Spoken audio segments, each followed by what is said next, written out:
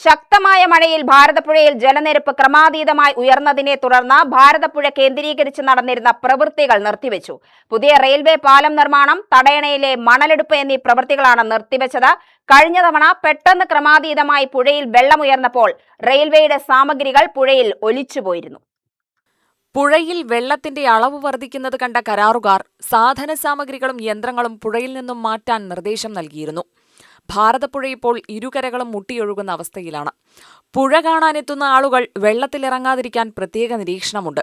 ഭാരതപ്പുഴ കടവിൽ സംരക്ഷണ ഭിത്തിയുടെ ഒരു ഭാഗം ഇടിഞ്ഞിട്ടുണ്ട്. കഴിഞ്ഞ ദിവസം ഭാരതപ്പുഴയിൽ വെള്ളം വർദ്ധിച്ചപ്പോൾ മണലെടുക്കാനെത്തിയ ടിപ്പർ ലോറിയും JCBയും പുഴയിൽ കുടുങ്ങിയിരുന്നു.